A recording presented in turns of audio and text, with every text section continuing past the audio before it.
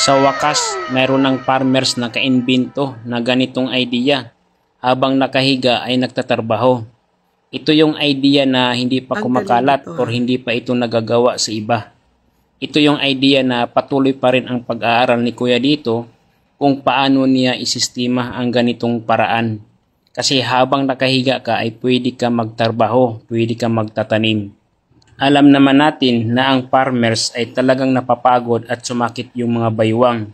Kapag gumising yan sa umaga ay hindi talaga magigising agad-agad yan. Nakahiga pa yan. So ang ginagawa ni Kuya dito, nag-invento siya na anong paraan para sa mga in the future na pagdating ang panahon, ito yung kailangan ng mga farmers.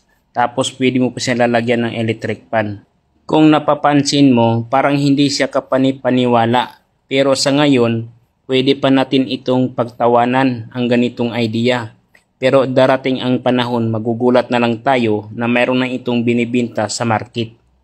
Ang ginagawa ni Kuya dito ay double purpose. Sa likod nito ay nag-araro, nagbubungkal ng lupa. Kung napapansin mo dito mga ka-idol, ay malalim pa yung pagkabungkal ng lupa. Hindi na kailangan hawakan ng tao. Ang ginagawa siguro ni Kuya dito, mayroon siyang remote na hawak-hawak habang ito ay nakahiga. Or naka-sit up na to sa system ng kanyang ka-tray. Tapos dito naman ay mayroon itong pang tractor. Ibig sabihin double purpose. Siguro kung titingnan mo ito ay parang tamad lang ito kasi nakahiga siya. Pero kung napapansin mo ay talagang madiskarte ang tao na ito.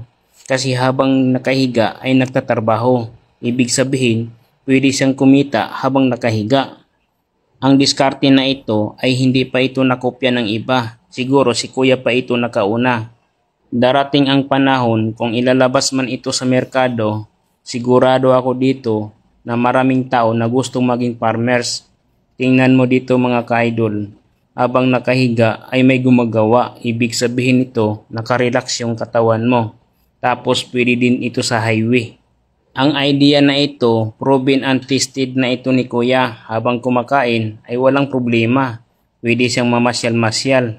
At saka mayroon na siyang electric fan. Ibig sabihin siguro ang katrin na ito na mayroon siyang generator doon sa loob. Sa panahon ngayon, ang kailangan ay diskarte. Pero kung wala kang diskarte, ay mapag-iwanan ka sa mga bagong technology. Itong ginagawa ni Kuya ay bagong technology ito sa kanya. Sa ganitong idea, kahit may kapansanan ka dyan, hindi ka makalakad or lagi ka lang nakahiga dyan sa bahay mo, ay pwedeng-pwede ka pa rin magtrabaho. Nakaka-inspired talaga si Kuya dito. Kasi nga habang nakahiga ay may trabaho, kaya hindi mo siya pwedeng sabihin na tamad.